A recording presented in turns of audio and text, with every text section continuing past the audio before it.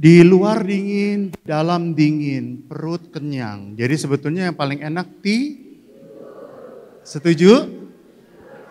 Oke. Dan di sini ngantuk, tapi begitu masuk ke kamar bisa tuh ngobrol sampai pagi nggak ngantuk-ngantuk, saudara-saudara ya. Luar biasa ya, saudara-saudara ya. Saya nanti jalan-jalan ya, keliling ya. Saya sebetulnya nggak jalan-jalan sih, cuma mau ngerjain kameramen aja biar dia nggak nganggur gitu ya. Saya akan jalan, nanti mungkin menyapa saudara-saudara juga di ujung, di pojok supaya saya bisa berkomunikasi satu dengan yang lain. Ya, sebentar saya di foto dulu nih saudara. Saya pendeta Yosef Theo, saya pendeta GKI, tapi sudah emeritus dan sekarang masih melayani di Gereja Presbyterian Bukit Batok, Singapura. Jadi kalau Bapak Ibu ke Singapura, tolong dong jangan hanya ke Ngian, Takashimaya, Orchard gitu, jangan ya. Tapi bisa juga lah ke Bukit Batok ya. Nanti kita, seingat saya berapa tahun yang lalu paduan suara anak-anak SMA atau SMP Pamitran, itu penabur Pamitran. Pernah datang juga tuh ke Singapura, nyanyi juga ya, sewa bus dan sebagainya.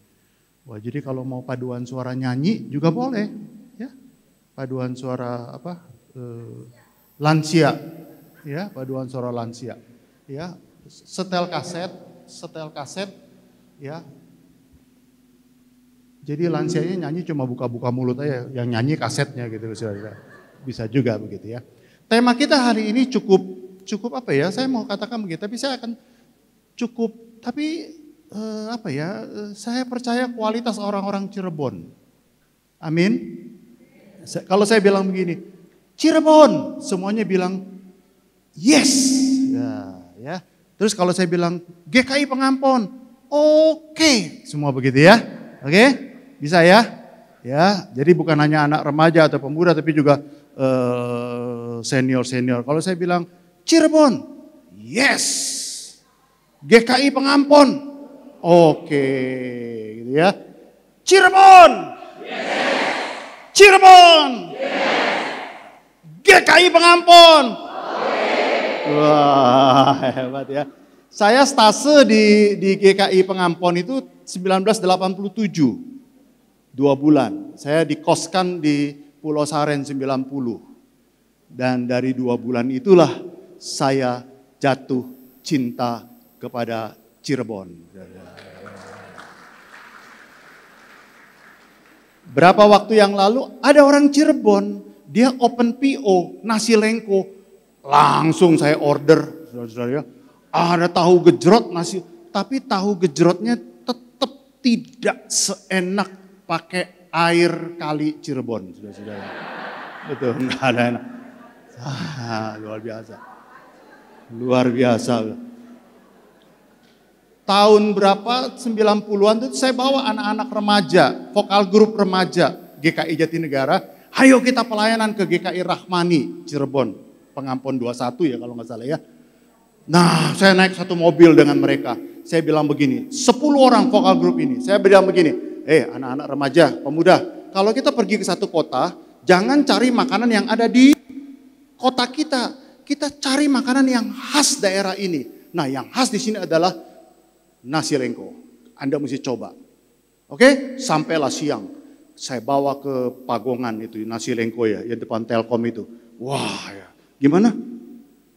Ya oke Pak, oke.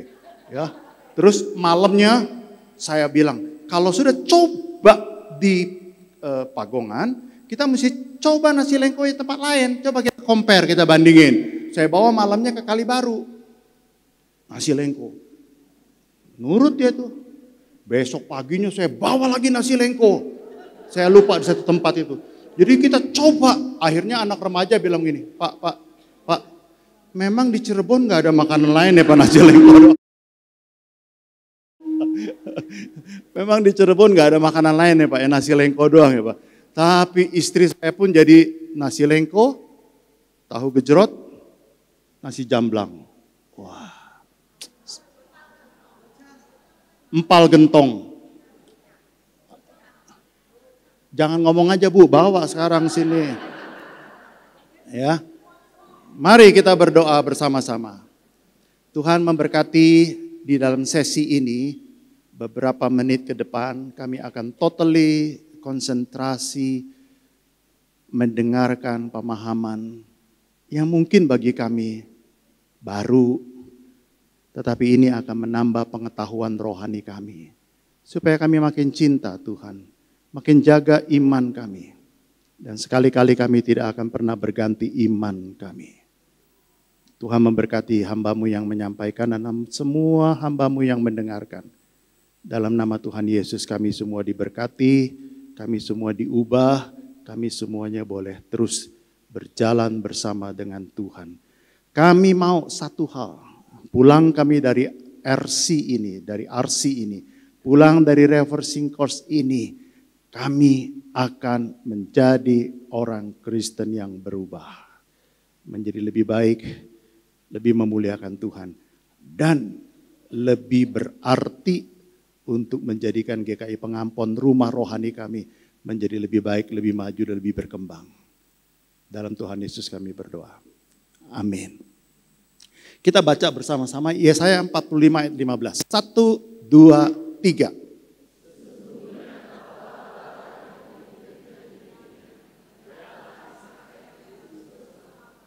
Ini bacanya kayak orang belum makan nih kelihatannya nih ya.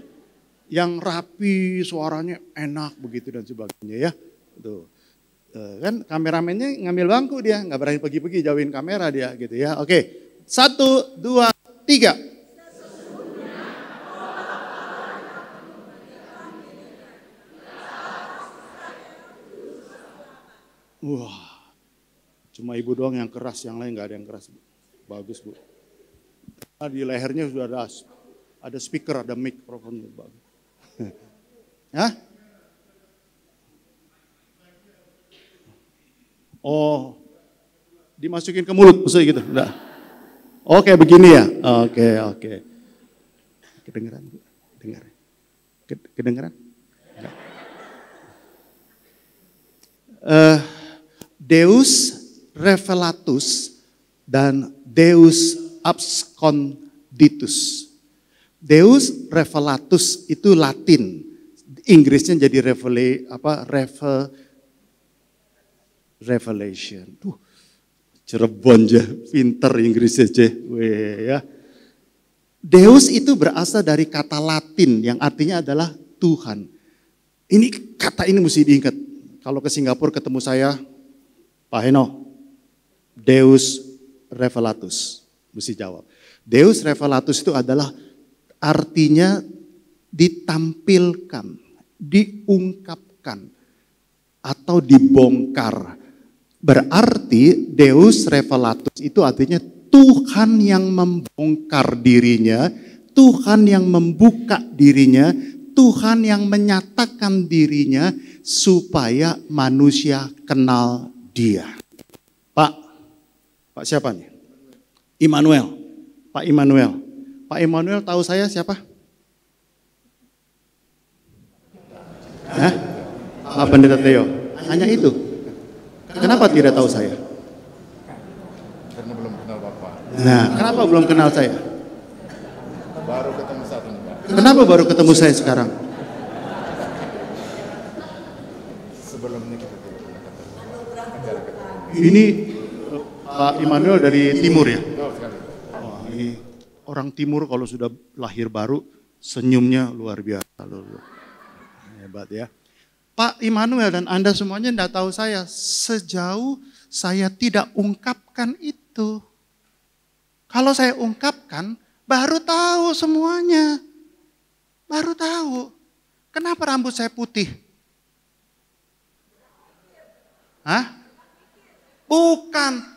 Tekanan istri saya tuh luar biasa, saudara-saudara.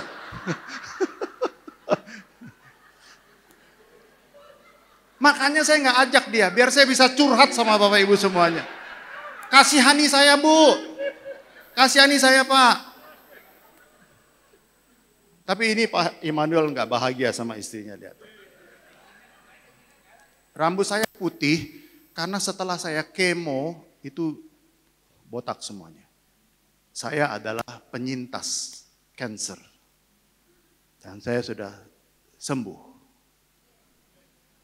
Tapi kan semua kanker apapun setelah dinyatakan sembuh itu masih ada remisi 5 tahun. Itu grace periodnya 5 tahun. Kalau 5 tahun itu sangat mungkin untuk dia relapse, kambuh lagi. Jadi saya baru 1 tahun, Maret bulan depan 1 tahun. Dan 20 Maret saya akan blood test dan PET scan lagi.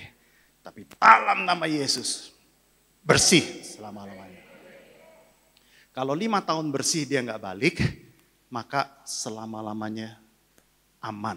Teori kedokterannya begitu. Saya kena getah bening. Nanti sambil saya ngomong saya cerita deh ya. Saya ke kanker getah bening. Stadium 3 saya kena dan sebagainya. Tuh kan nungguin saya ngomong kan gitu. Ya, sejauh saya nggak ngomong, Bapak Ibu nggak tahu. Tuhan tidak ada teologi ya kalau Tuhan tidak menyatakan dirinya kepada manusia. Begitu dia buka dirinya, itulah Martin Luther bilang Deus Revelatus. Allah yang mewahyukan, Allah yang membongkar. Tetapi pasangannya Deus Absconditus. Deus Absconditus itu adalah Allah yang tetap tersembunyi. Allah yang tetap menyembunyikan. Allah yang tetap walaupun dia membuka dirinya, Bapak Ibu tidak bisa 100% mengenal saya. Sejauh yang saya bukakan. Kenapa saya kena ini, kenapa saya kena itu, Bapak Ibu nggak tahu. Sifat, karakter semuanya nggak tahu dan sebagainya. Mengerti, Tuhan itu amazing sekali. Tuhan itu hebat, luar biasa. Maka dia tetap walaupun menyatakan dirinya, kita tidak bisa mengenal Allah 100%. Kalau kita bisa mengenal Allah 100%, itu berarti kita Allah, dia ciptaan. Jangan sombong jadi manusia. Jangan sok pinter jadi manusia. Jangan sok tahu jadi manusia. Banyak teolog-teolog itu baru tahu sedikit aja rasanya udah tahu sepenuhnya tentang Tuhan dan sebagainya. Tema ini keren Bapak Ibu. Panitia memilih tema ini. Supaya kita makin memahami. Semakin kita tidak mengerti Tuhan, itu bukan berarti Tuhan tidak ada. Semakin kita tidak mengerti Tuhan, itu menunjukkan kemahadaulatan, kedaulatan, kemahabesaran Tuhan. Harusnya kita merasa, aduh saya kecil dan sebagainya. Siapa Anda kita semuanya seperti yang mau tahu dan sebagainya. Ya, oke. Deus Revelatus itu artinya Tuhan yang membuka diri. Tuhan yang mau dikenal. Tuhan yang membuka diri. Tuhan yang mau dikenal. Dan Deus Absconditus, Tuhan yang tersembunyi, Tuhan yang tidak terlihat sepenuhnya, Tuhan yang masih tersembunyi, atau dia Tuhan yang misterius. Nah dalam perjanjian lama tadi itu yang paling jelas ya saya 45 itu.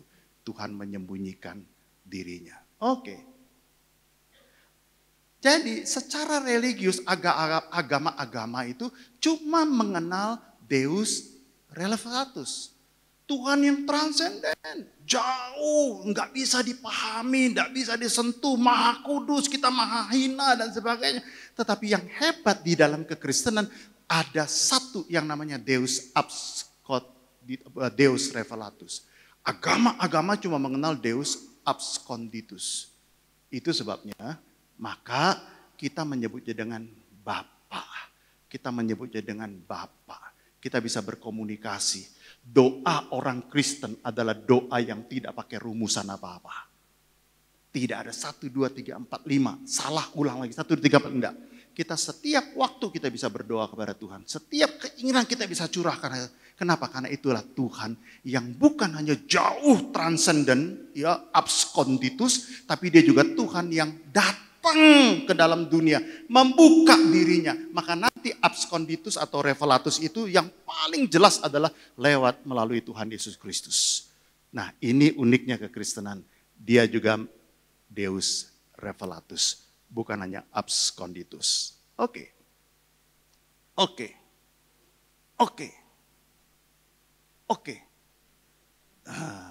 Ya. 3 cara sekarang. Nih, Cepet ya. Ya, mau buru-buru selesai kan? Iya tak? Ya, oke. Nanti saya akan keliling malam, ketok kalau dengar di lewat satu pintu rumah, pintu kamar masih ada yang ngobrol, saya akan masuk ke dalam, lanjutin sesi 2 dan di kamar aja. Ya, gitu ya. Deus revelatus, Tuhan membongkar, Tuhan menyatakan. Saya ketik semua, nanti saya kasih bahannya. Bapak Ibu semuanya bisa lihat lagi, bisa dalamnya lagi, bisa coret-coret lagi, bisa tanya-tanya lagi dan sebagainya. Deus revelatus itu artinya ada 3 cara. Yang pertama adalah general revelation. Itu bahasa Latinnya. Kita nggak usah hafal lah ya. Itu nggak menentukan kita masuk surga juga kok dan sebagainya. Yang kedua adalah pernyataan khusus, special revelation. Tapi ada yang terakhir, Allah yang tetap tersembunyi dan dia tidak menyatakan itu. Kalau dia nyatakan juga, kita juga nggak mengerti. Oke? Yang pertama, pernyataan umum. Pernyataan umum itu bersifat umum, Pak. Ya, pernyataan umum itu Ibrani 1 ayat 1. Mari kita baca sama-sama. Ibrani 1 ayat 1. 1, 2, 3.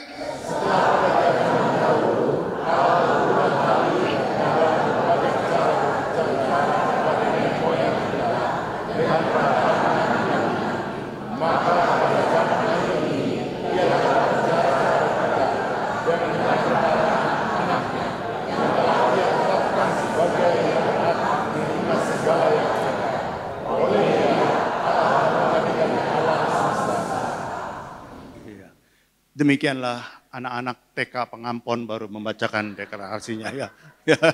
Ya. Nah, general revelation, wahyu umum itu dinyatakan dari hal-hal yang sederhana, yang umum. Itu Tuhan menyatakan dirinya. Penyakit orang Kristen, penyakit manusia, itu mau cari yang spektakuler, baru ada Tuhan. Padahal yang sederhana, itu Tuhan juga ada. Bapak Ibu jangan hanya mau kemoterapi, sakit kanker, baru doa semalam suntuk sampai bongkok-bongkok doa. Tapi saya tanya, Bapak Ibu kalau pilek, flu, ambil stop call, doa tidak? Biasa, stop call beli di warung, masuk angin, alah beli tolak angin, doa enggak Pak? Lupa, simple, sederhana, itu nggak ada Tuhan. Tetapi kalau sakitnya luar biasa, cancer, kemoterapi dan sebagainya. Waduh Bu, Pak, waktu saya kemoterapi itu muntahnya, mualnya, seperti waktu mengandung anak pertama saya, saudara-saudara. Jadi kemo dokter kasih obat ini nggak mempan. Apa obatnya? Mangga muda. Itu betul-betul nausea, vomit, muntah segala macam gitu ya. Itu betul-betul. Dan yang paling berat itu adalah selama proses kemo itu setiap orang punya reaksi tubuh yang berbeda-beda. Bisa asam uratnya naik, saya udah disiapin obat, uric acidnya coba, itu enggak. Nausea, mual, kasih obat. Udah disiapin semua obatnya. Tapi satu yang saya nggak bisa tidur. Jadi selama 1 tahun saya minum obat tidur. Tapi dokter bilang gini, kamu nggak bisa lama-lama. Kalau kamu lama-lama begini, kamu bisa sleep disorder nanti. Kalau sleep disorder jadi berat nanti kamu. Nggak boleh begini terus. Saya nggak bisa tidur. Sampai saya vertigo. Tapi bulan Mei tahun lalu saya bilang begini, in the name of Jesus, Tuhan, saya mau tidur tanpa obat. Saya mau tidur. Masih ada 17 pil tidur itu. Itu saya gantung di kamar buat kenang-kenangan. Tapi di bulan Mei, minggu pertama saya bilang, Tuhan saya mau tidur tanpa obat. Please, please help me God. Help me God. Help me God. Amazing. Tidur saya tanpa obat. Tuhan itu ajaib. Ya. Dan sampai sekarang enggak ada lagi obat tidur. Malah sekarang yang nggak bisa, yang buat saya nggak bisa tidur, istri saya. Enggak ya, Jok ya. Saya simpen tuh 17 pil itu loh. Dokter tanya, how about your sleep? Oke dokter, sekarang saya bisa tidur tanpa obat. Wah, good pastor ya.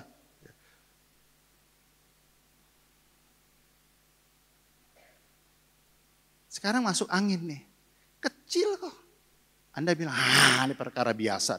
Enggak, Tuhan seringkali menyatakan jejaknya, tandanya, berkatnya, karyanya. Justru lebih banyak di perkara-perkara sederhana.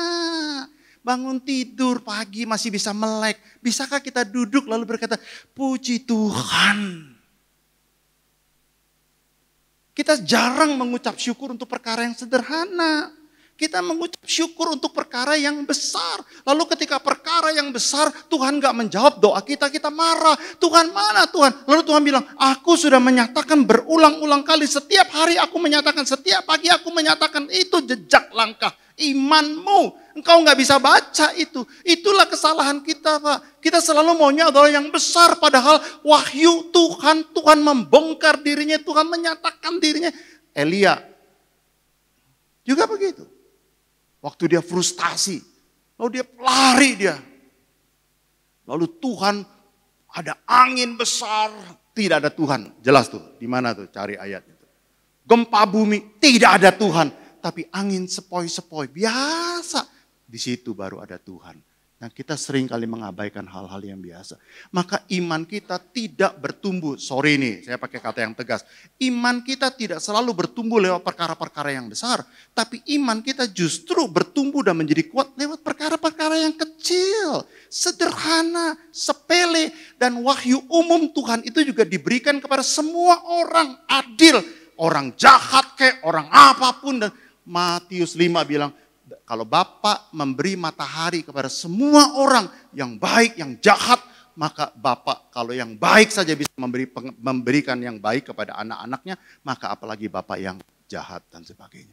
Apa artinya? Matahari diberikan kepada semua orang. Yang orang jahat 24 jam itu sama adil. Itu Tuhan berikan. Mau orang jahat, orang baik, orang apa, itu semuanya Tuhan berikan adil. Maka adil bukan berarti semua sama rata, bukan. Adil itu artinya diberi kesempatan yang sama. Coba ngomong, adil itu artinya diberi kesempatan yang sama. 1, 2, 3. Adil itu bukan berarti semuanya kaya. Adil itu bukan berarti semuanya harus itu komunis Bapak Ibu. Tapi Tuhan memberikan 24 jam kepada kita semuanya sama. Kalau Anda bisa manfaatkan 24 jam itu dengan baik, Anda diberkati dan sukses. Jadi jangan marah-marah sama Tuhan. Kenapa saya begini? Kenapa? Aku sudah kasih 24 jam kepadamu. Ya, cuma lu tidurnya lebih banyak daripada orang yang sukses. Orang yang sukses, semakin tidurnya makin sedikit. Orang Presiden Obama sejak dia jadi presiden, itu tidurnya juga makin sedikit dan sebagainya. Kenapa? Itulah artinya kita. Pakai waktu kita dengan sebaik-baiknya.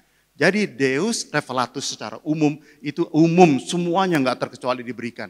Manfaatkan itu dengan sebaik-baiknya. Hei mahasiswa, kalau Anda kuliah, hei pemuda, kuliah 4 tahun. Ayo 4 tahun pakai baik-baik. Orang-orang dapat A, gue dapat A+. Orang-orang dapat A+, gue dapat A+. Ya nggak apa-apa, saudara ya. Gitu. Oke. 5 pernyataan umum, alam semesta. Bapak Ibu tahu Ikigai? Japanese philosophy. Ikigai, itu the reason of being. Wah keren, dari semua bukti ada bukti ontologis, ada bukti teologis, ada bukti kosmologis. Tapi yang paling hebat itu adalah, yang paling saya suka adalah bukti teleologis. Artinya segala sesuatu di alam semesta ini pasti ada tujuannya. Dan Tuhan menciptakan manusia ada tujuannya. Bukan iseng main-main doang begitu. Tuhan kasih Anda umur sampai sekarang ini udah berusia 90 tahun. Itu bukan masa buangan, Bu. Bukan masa sial, Pak. Itu Tuhan pasti punya tujuan. Kasih Bapak Ibu hidup sampai 120 tahun. Amin. Coba angkat tangan yang 120 tahun. Enggak ada ya. Yang 17 ada? Ya. Nah itu. Jadi Tuhan ciptakan bumi ini ada tujuannya. Jadi Pernah begini, seorang yang nggak percaya Tuhan, pendeta ya? Iya, kenapa? Tuhan itu nggak ada. Loh, waktu lu ngomong Tuhan nggak ada, lu ngomong Tuhan. Loh, iya, gue ngomong Tuhan ya. Tuhan nggak ada, ya Tuhan. Terus, oke, Boksu buktiin di mana ada Tuhan. Buktiin bahwa Tuhan ada. Ya, lu aja hidup itu bukti Tuhan ada kok. Semua ada tujuan hidup ini. Kesini juga ada tujuan hidup. Maka ikigai itu, setiap orang harus mempertanggungjawabkan setiap perbuatannya, setiap tujuan, setiap kehidupan, setiap apapun yang dia mau. Ada tujuannya. Kita RC nih, ikut reversing course ini, ada tujuannya. Bukan mau wifi atau selfie tadi ya, oke lah ya. Ada tujuannya. Tujuan yang paling mulia itu adalah saya pulang, saya diperbaharui iman dan kerohanian saya. Dan saya akan lebih giat, lebih semangat lagi dan sebagainya. Jadi bukti alam semesta. Kenapa bisa teratur begitu? Gaya tarik bumi dan sebagainya. Kenapa yang di belakang itu lihat tuh lihat di belakang semuanya. Yang duduk yang baju hitam semuanya itu.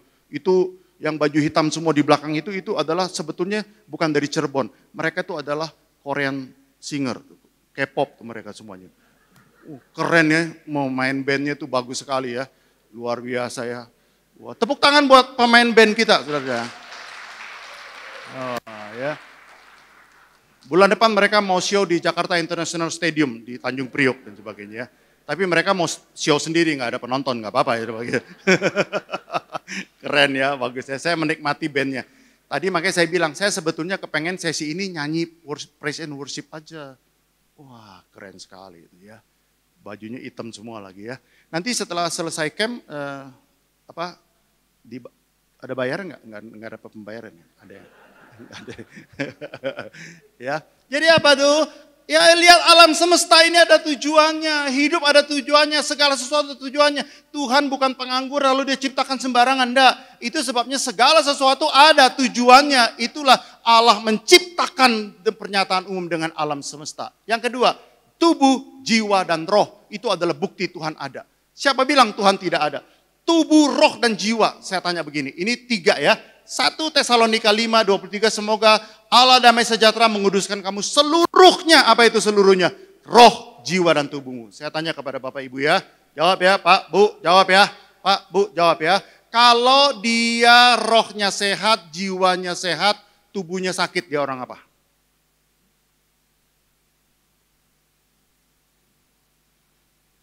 Saya mau jalan terus sampai kolam renang biar kameramannya ngikutin saya. Rohnya sehat, jiwanya sehat, tubuhnya sakit. Dia orang apa? Saya nanya yang di sini, yang sono jawab. Nanti gua ke sono baru lu jawab. Nih. Oma umur berapa? Oh enggak, ini masih remaja kok ya. Rohnya sehat, jiwanya sehat, badannya sakit. Orang apa itu?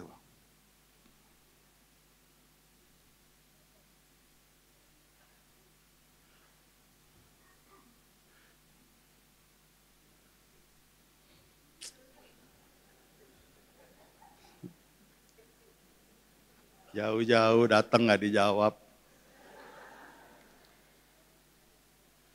Badannya sakit, tapi jiwanya sehat, rohnya sehat. Itu orang apa?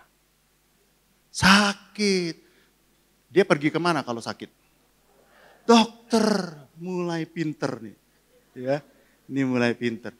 Maaf ya, jangan ke pendeta. Ke dokter. Ke rumah sakit. Sekarang kalau tubuhnya sehat, rohnya sehat, jiwanya sakit. Orang apa tuh? Hah? Sakit jiwa. Seperti kita semua. Oh enggak ya? Nah kalau dia sakit jiwa yang paling sederhana apa? Stres. Pinter semuanya. Memang kalau orang-orang stres tuh kadang-kadang pinter jawabnya. Ya. Bagus ya. Stres semuanya. Nah kalau dia stres, dia mesti kemana? Dokter jiwa, dia ke psikolog. Dia harus ke psikolog. Satu pasien dari Indonesia datang ke Orchard Mount Elizabeth Hospital. Ya, periksa semua. Nggak sakit kata dokter. Nggak ada yang sakit. Sehat badannya semuanya. Kok datang ke sini? Tapi saya ini nggak enak. Nggak ada apa-apa. Dibuka resep sama dokter. Pergi ke Bali 3 hari 2 malam. Ini nggak bisa beli di apotek obatnya. Beli di travel biro. Sehat tuh. Nah kalau sekarang tubuhnya sehat. Jiwanya sehat. Tapi rohnya sakit, orang apa tuh? Orang apa tuh?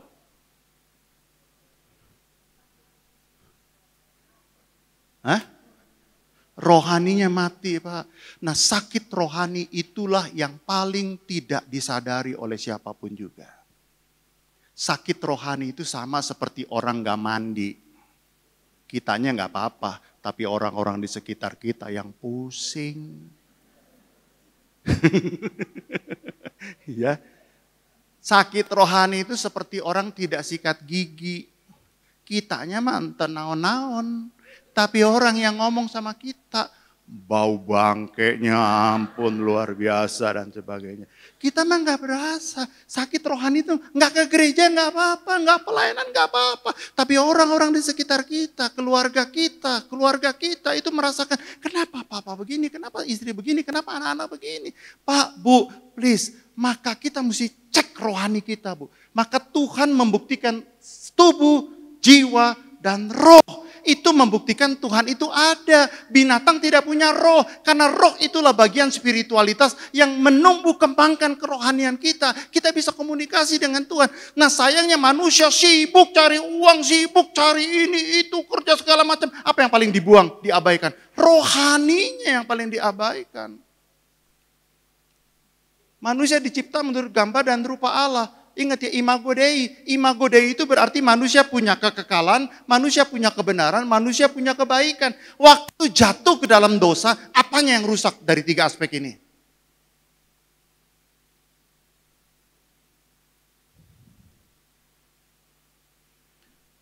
Sabar saya, tak tunggu sampai jam 12 dah, nggak apa-apa.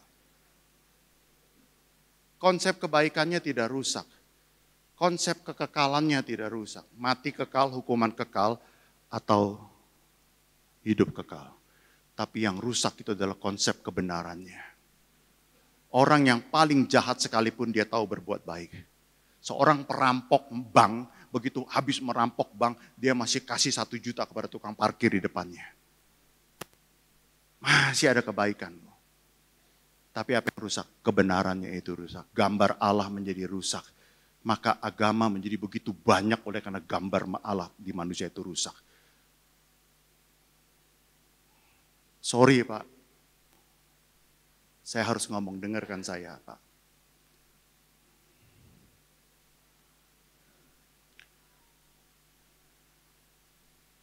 Kadangkala gereja juga dirusak oleh karena kita yang belum diperbaiki hidup kita.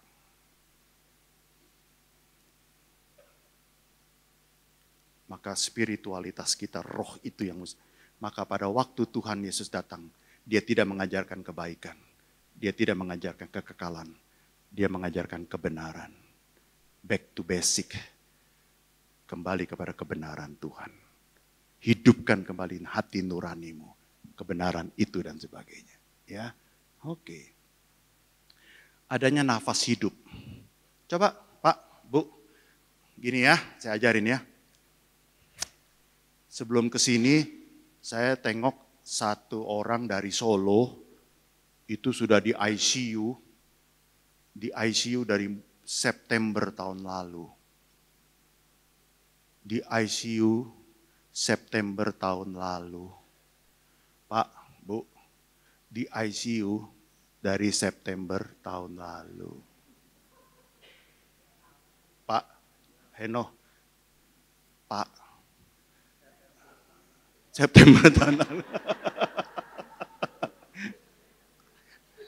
Di ICU, Intensive Care Unit, di Mount Elizabeth Hospital itu satu malam 10.000 Singapura dolar. Berapa? Nah, ini duit semua, nggak pakai kertas koran. 10.000 $1 berapa rupiah?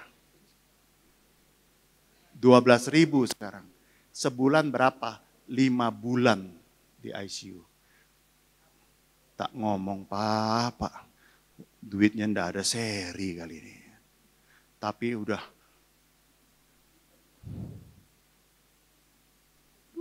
saya besuk nangis betul-betul. Saya bilang begini sama anaknya, kalau bisa paliatif aja lah. Paliatif itu bawa pulang aja lah. Ya. Itu sudah berapa? Nah makanya saya bilang ini, Bu, semua ya, yang di belakang juga ya, K-pop kita artis juga ikut ya. Tarik napas dalam-dalam, tahan 1 jam, baru lepas lagi. Ayo. 1, 2, 3, tarik napas dalam-dalam. Take a deep breath. Siapin oksigen, Pak. Itu bukti. Sama nih, anak SMA di retreat bilang, mana buktinya Tuhan? Nggak usah jauh-jauh lah, gue nggak pakai Calbat lah, gue nggak pakai Calvin, gue nggak pakai Martin Luther. Coba lu tutup napas lu, 5 menit aja lu hebat tahan. Nafas itu membuktikan Allah itu ada. Baca nih Pak Bu. Kalau anak 0 sampai 1 tahun, itu per menit 30 sampai 60 tarikan nafas. Gitu, 60. Oke? 1 sampai 3 tahun 24 sampai 40. Nah, kita yang 60 ke atas itu cuma 28. Makin tua, makin pendek, maka begitu mati kita tit, habis sudah seret.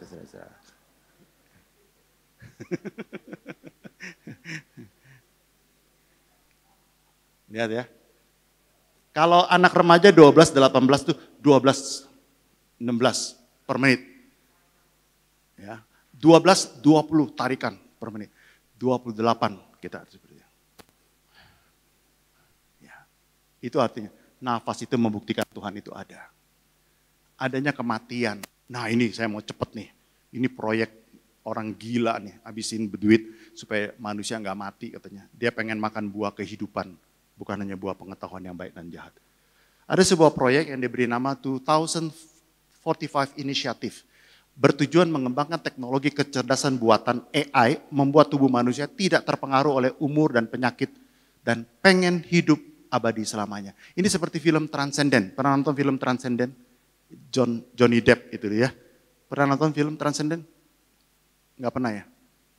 Ayu Ting Ting pernah nonton? Ayu Ting Ting. Pernah ya.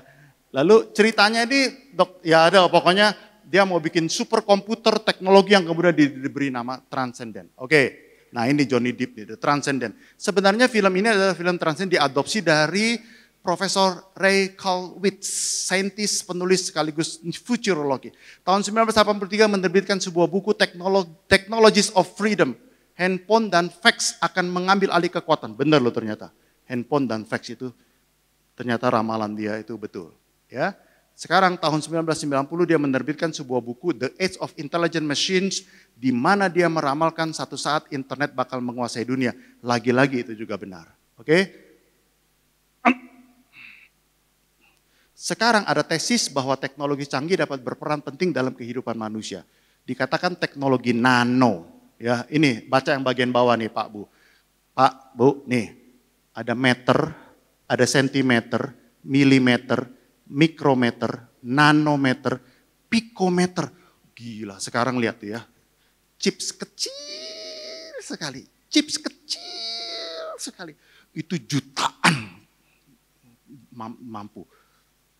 Itu sekarang chips teleponnya kecil-kecil. Sekarang masukin data di tangan kita itu udah nano tuh. Masukin di otak kita. Itu dayanya luar biasa. Berapa apa tuh gigabyte apa segala macam. Hebat ya. Dan itu akan dimasukkan ke otak. Nah ini dilansir dari situs Forbes.com, acara Global Future 2045 di New York bulan Juni lalu. Namanya Dmitry Itskov. Ini Dmitry Itskov. Nah 2045 Indonesia emas katanya. Tapi 2045 dia mau bikin manusia tidak akan mengalami kematian.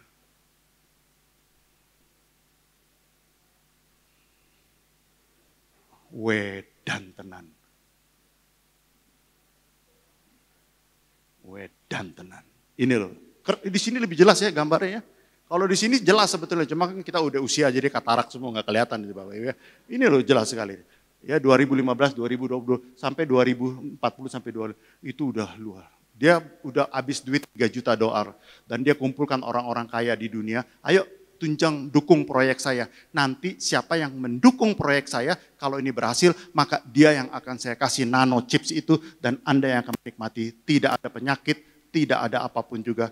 Tidak ada apapun juga, tapi satu hal yang Bapak Ibu lupa, dia lupa nih. Dia bikin manusia persis. Rambut bisa dibikin, jantung bisa dibikin. Klep jantung rusak bisa dari klep tulang babi juga bisa tuh. Ya, semuanya. Tapi semua udah jadi, kuku, mata semua udah jadi. Tapi satu si Dimitriev ini nggak bisa bikin. Apa itu? Nafasnya. Dia nggak bisa bikin tuh nafas. Tuhan hembuskan hidup tuh manusia. Kulit semuanya dia bisa bikin. Nggak tua sama sekali. Nggak ada apa segala macam. Tetap manusia nggak bisa melawan yang maha kuasa. Klik. Nah dia udah habis 3 juta tuh. Apa yang tersulit nih? Otak, pikiran, hati, moral, nyawa dia nggak bisa buat. Dia bisa bikin otak loh. Dia bisa bikin otak. Tapi susunan sarafnya dia nggak bisa bikin. Apa yang dia nggak bisa bikin? Nggak hidup tuh. Mungkin dia bisa hidup tapi kayak orang, mungkin kayak robot begitu ya dan sebagainya. Ya. Apa bukti Tuhan ada? Next berikutnya. Ya. Krisis manusia. Pak, Bu, saudara-saudara, sekarang lagi krisis, ya. Krisis 98 itu yang kena semua karyawan bawah. Tapi krisis sekarang yang kena justru adalah yang eksekutif atas semuanya. Yang bawah itu aman. Sekarang dunia lagi betul-betul ekonomi tidak sedang baik-baik saja. Sakit penyakit. Sekarang diramalkan adalah triple COVID sekarang. Ada pneumonia, ada COVID, dan ada influenza. Jadi sekarang jangan anggap remeh Pak, influenza dan sebagainya. Cuma, maka sekarang Anda lihat, dokter pun di Singapura yang dokter umum bingung. Kenapa sakit pilek saja itu 2 minggu sekarang baru selesai. Bolak balik. Efek COVID, ya efek COVID dan sebagainya. Tapi nggak bisa dianggap remeh sekarang, influenza dan sebagainya. Yang paling indah itu sebetulnya adalah, saya kunjungi satu rumah sakit, pasien dari Indonesia, itu profesor di National University Hospital di NUS bilang begini, Pastor, I want to share with you. Oke. I want to share with you. Oke. Semua sakit dari dulu sampai sekarang sama. Jantung ada, ini ada semua. Tapi dia bilang ini, cuma satu yang sekarang berbeda sakitnya. Apa? Nggak ada simptomnya. There is no symptom. Nggak ada gejalanya. Orang itu sehat, olahraga lancar, semuanya. Tapi lagi main tenis mati. Lagi duduk makan mati. Jemaat kami lagi jalan-jalan ke Eropa, besok paginya nggak bangun dia. Pusing 7 keliling tuh urus orang mati di negara orang. Jadi bagaimana dokter? Kalau sekarang nggak ada simptom, dulu ada simptomnya, ada gejalanya. Sekarang nggak ada gejala sakit. Jadi bagaimana? Lu mesti kasih tahu kepada jemaatmu, spend waktu setahun sekali at least Anda mesti medical check up. Jangan, gue sehat nih. Nggak apa-apa, enggak. You mesti medical check up. Harus medical check up. Dan lu juga ajarkan tentu saja jemaatmu untuk tunduk dan lu berlutut dan berdoa dan sebagainya. Apa itu? Bencana alam itu tidak meninggalkan, Tuhan tidak meninggalkan kita. Bapak Ibu ada krisis sekarang, iya. Krisis keuangan, iya. Di Singapura tuh kasihan banyak yang di PHK dan segala macam. Jemaat kami juga banyak yang di PHK, banyak yang masih kredit rumah lah, installment segala macam. Tapi saya cuma berdoa kepada dia dan sebagainya dan bersama-sama. Dan Tuhan tidak pernah meninggalkan. Ya, oke, saya kasih tahu nih teman-teman. Bencana alam yang paling dahsyat di dunia ini adalah gunung meletusnya Gunung Toba. Danau Toba itu diperkirakan 150 juta tahun yang lalu. Wow, gila ya, sampai sekarang jadi Danau Toba seperti itu. Pemandangan indah, berapa juta orang mati dan sebagainya. Covid, ya, flu Spanyol, apa segala macam. Tapi tetap tuh lewat satu hari demi satu hari. Pak, Bu, jangan kecewa kalau lagi ada masalah. Jangan kecewa lagi ada krisis. Karena krisis itu cuma membuktikan Tuhan ada dan tidak meninggalkan kita. Ya. Next, berikutnya.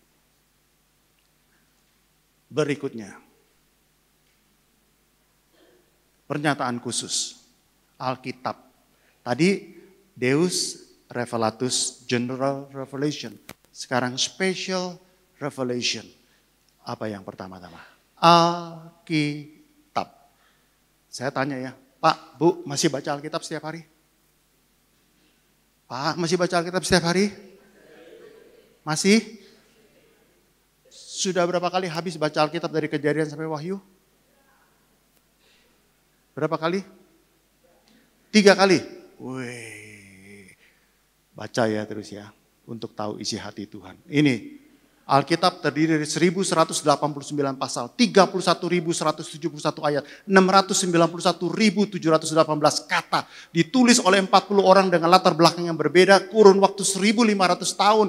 Waduh, luar biasa. Nggak saling kenal, tapi bisa satu tujuan, menulis topik yang sama dan sebagainya. Alkitab.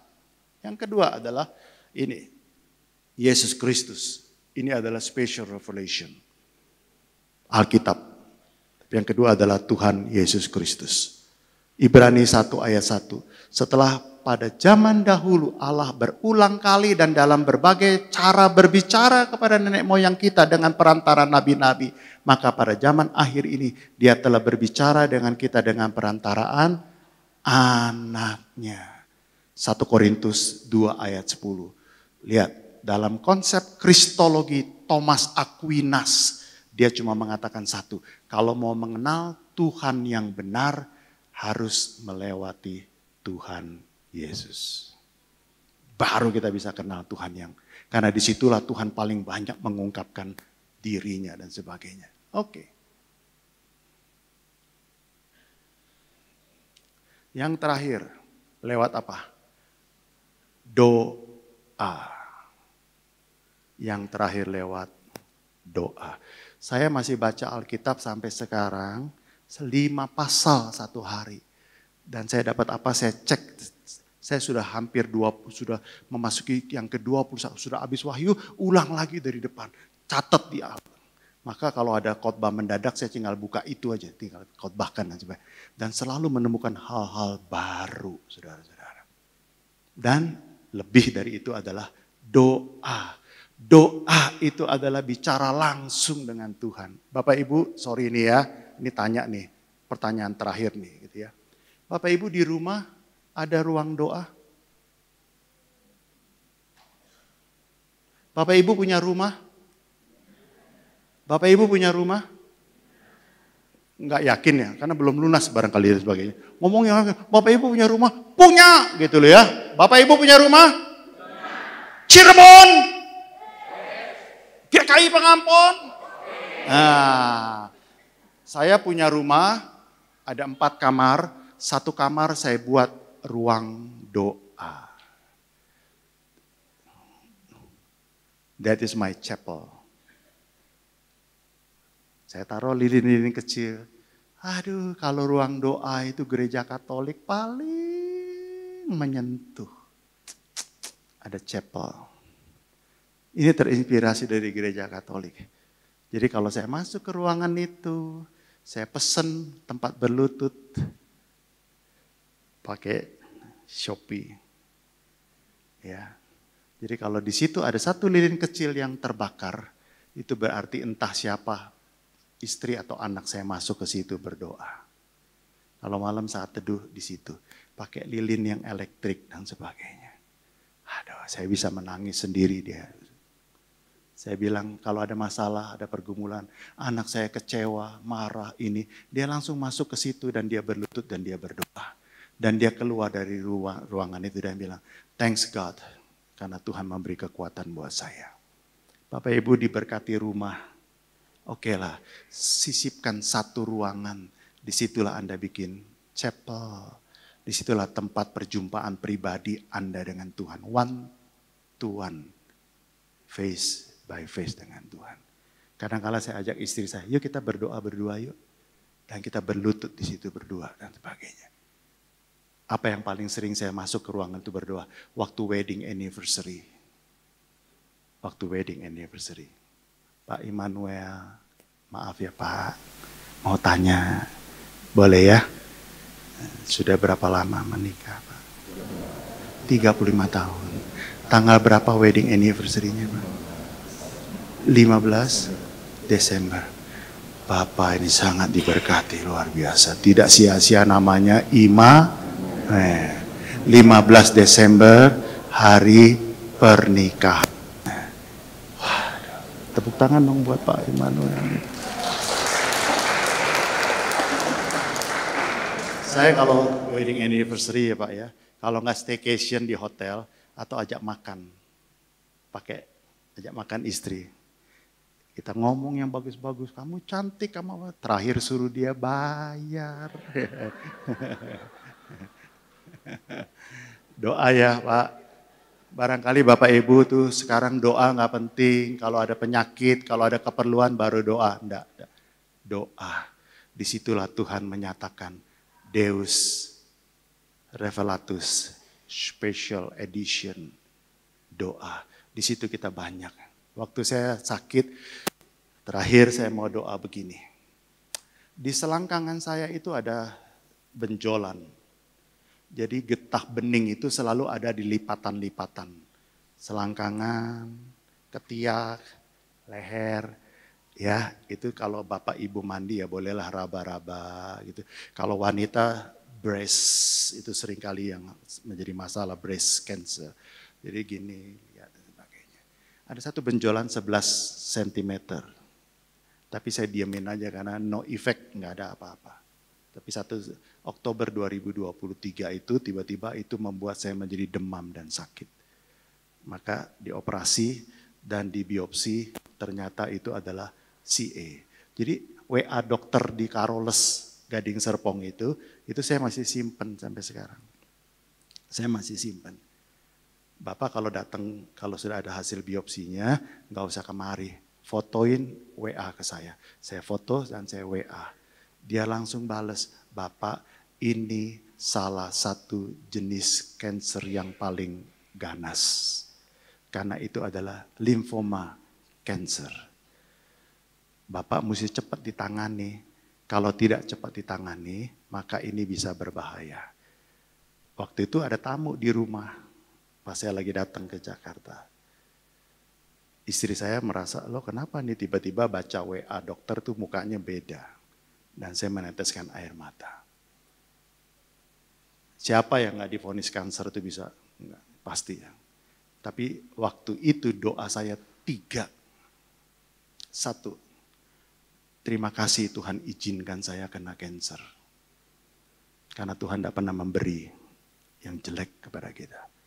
Tapi terima kasih Tuhan izinkan. Mungkin ini akibat dari gaya hidup saya yang masa lalu dan sebagainya. Yang kedua, Tuhan beri kekuatan kepada saya untuk melewati masa-masa sakit ini. Yang ketiga, saya cuma meminta dalam kedaulatan Tuhan, dalam anugerah Tuhan, kalau Tuhan mau menyembuhkan, jadilah kehendak-Mu. Tapi kalau Tuhan tidak mau sembuhkan, saya mau bersyukur dan tetap Tuhan baik. Dan Tuhan sudah beri saya kekuatan untuk melewati ini. Jadi saya nggak marah-marah, 38 tahun pelayanan, capek, upahnya cuma sakit, kanker dan sebagainya. Saya cuma bilang, Tuhan terima kasih. Itu sambil nangis, tamunya pulang, istri saya bilang, kenapa? Serius ya. Saya peluk istri saya. Itu baru menangis berdua tuh loh. Saya kena kanker mah. Kalau kita pelukan. Kuat ya kamu ya. Kuat, harus kuat. Iya, Saya nggak marah sama Tuhan. Saya nggak marah sama Tuhan. Saya nggak bilang tinggalkan pelayanan. Enggak. Saya cuma bilang terima kasih Tuhan izinkan saya kena cancer. Itu yang kedua, beri saya kekuatan. Kekuatan. Yang ketiga, kalau dalam kemurahan dan kedaulatan Tuhan mau sembuhkan, puji Tuhan. Tapi kalau Tuhan tidak mau sembuhkan, saya juga tetap mau puji Tuhan. Dan saya mau melewati dengan kekuatan dari Tuhan. Wah, dan nangis. Kita minta, Tuhan nggak kasih. Tapi kita tidak minta total surrender. Seringkali Tuhan kabulkan. Amin. Dan kekuatan saya yang paling utama itulah karena doa. Maka jadilah sebagai ungkapan syukur. Chapel itu loh, mini gereja di rumah. Ada Alkitab di situ. Baca Alkitab di situ, berlutut di situ dan sebagainya. Dan dalam doa kita seringkali mendapatkan kekuatan dari Tuhan. Mari kita berdiri, kita berdoa bersama-sama. Saya undang kita semuanya berdiri. Saya undang taruh tanganmu di dada semuanya.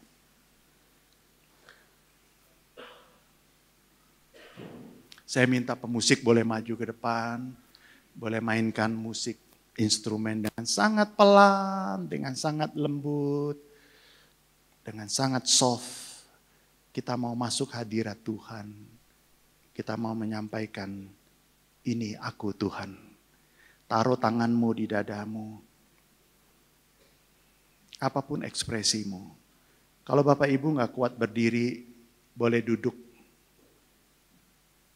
Bagi yang senior boleh duduk. Tapi bagi kita yang kuat, mari kita berdoa di hadapan Tuhan. Deus Revelatus. Tuhan menyatakan dirinya, membuka dirinya. Melalui cara umum, melalui cara khusus, Alkitab, Yesus Kristus, dan doa. Kami percaya Yesus, tapi kami gak pernah baca Alkitab. Kami percaya Yesus, tapi kami gak pernah berdoa. Bagaimana kita bisa dinyatakan hal khusus oleh Tuhan kepada kita? Kalau kita gak pernah berdoa, kita gak pernah baca Alkitab, kita hanya percaya Yesus. Itu pun juga seminggu sekali kita ke gereja. Bagaimana mau bertumbuh kerohanian kita? Bagaimana mau kuat kerohanian kita? Itu sebabnya kalau ada kesulitan kita marah, kita protes. Maaf, mungkin kita pindah agama. Padahal Tuhan setiap hari nyatakan karyanya kepada kita. Lewat yang sederhana. Nafas itu tanda Tuhan ada. Mungkin kita cuma jatuh ke sandung. Tidak apa-apa, itu juga pemeliharaan Tuhan. Kita seringkali mau yang spektakuler, mau yang sederhana kita bilang tidak ada Tuhan. Kita bisa andalkan diri sendiri. Bapak Ibu, mari kita berdiam diri. Setiap orang berdoa, Tuhan, kuatkan iman saya. Tuhan, kuatkan iman saya. Supaya saya menjadi anak Tuhan yang lebih hebat, yang lebih kuat. Semua berdoa demikian. Minta kerohanian lebih baik, lebih kuat. Dan bisa melihat tanda-tanda yang Tuhan nyatakan dalam kehidupan kita setiap hari.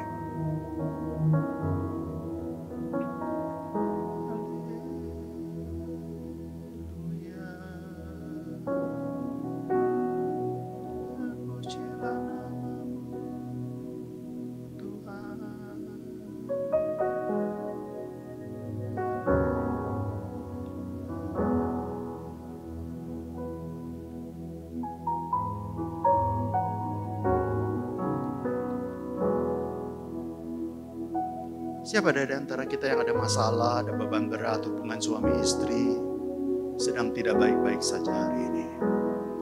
Siapa dari antara saudara mungkin kerohaniannya sedang hancur?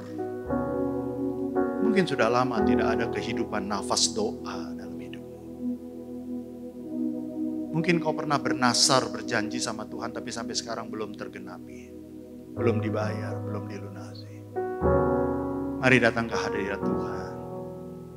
Katakan, Tuhan, saya mau pulihkan relasi saya dengan pasangan saya, dengan keluarga saya. Saya mau pulihkan, Tuhan. Malam ini di RC inilah Tuhan pulihkan hidup saya. Tuhan bangkitkan kembali kerohanian saya. Saya ingin melihat di kantor saya kerja, itu saya bisa mengenal Tuhan. Di rumah tangga, itu saya bisa mengenal Tuhan. Ada banyak jejak, ada banyak tanda-tanda Tuhan. Tapi seringkali kami abaikan. Mari berdiam diri di hadapan Tuhan. Kalau ada masalah, ada persoalan, ada pergumulan, nyatakan terima kasih Tuhan. Karena lewat pergumulan, lewat masalah, itu Tuhan hadir. Bukan Tuhan meninggalkan kami. Dan seharusnya dengan masalah itu iman kami lebih kuat. Masalah apapun, keuangan, sakit, penyakit,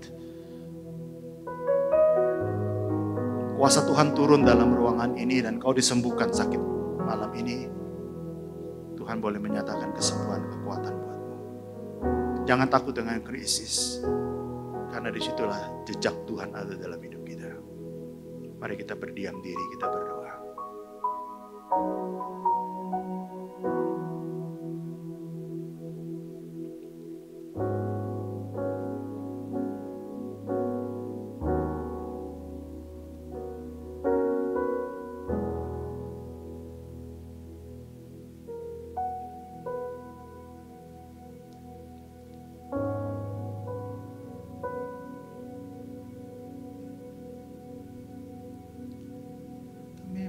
Kebesaran-Mu Tuhan,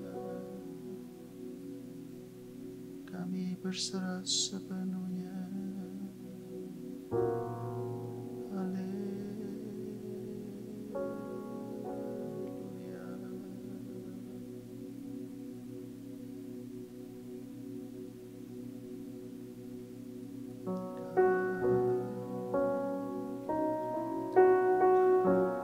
Tuhan Yesus Kristus, Engkau baik Tuhan. Engkau membuka dirimu dalam Deus Revelatus. Setiap hari Tuhan sebetulnya mewahyukan kepada kami. Tuhan membuka diri, Tuhan menyatakan dirinya setiap hari.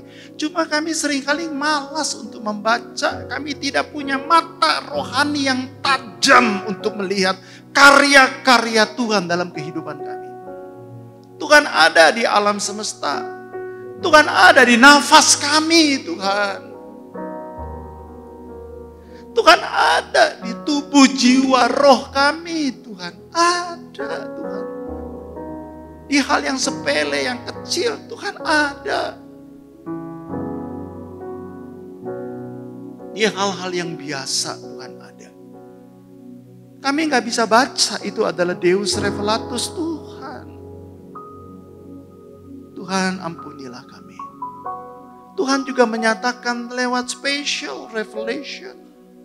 Alkitab sudah berdebu, sudah lama kami nggak baca. Maaf Tuhan, buka bagian kitab saja kami nggak tahu Tuhan. Ampuni kami Tuhan. Kami nggak tahu isi hati Tuhan. Kami nggak pernah berdoa, cepet-cepet berdoa dan sebagainya. Tidak ada kualitas intimasi dengan Tuhan. Tapi hari ini kami mau berkata di hadapan-Mu Tuhan. Kami mau mengenal Tuhan lewat Deus Revelatus itu. Dan kami mau baca setiap kejadian-kejadian dalam hidup kami itu adalah pernyataan Tuhan, wahyu Tuhan. Tuhan boleh menyatakan dirinya supaya kami lebih mengenal dan mencintai dan kuat iman kami. Haleluya, terima kasih Tuhan. Kami mau katakan kami memuji kebesaran-Mu Tuhan. Kami memuji kebesaran-Mu Tuhan. Kami memuji kebesaran-Mu Tuhan. Dan kami mau bersama-sama menaikkan doa ini sebagai doa penutup. Kami memuji kebesaran-Mu.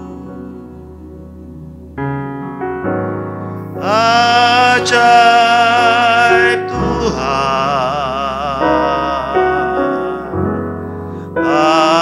Ajaib Tuhan, kami memuji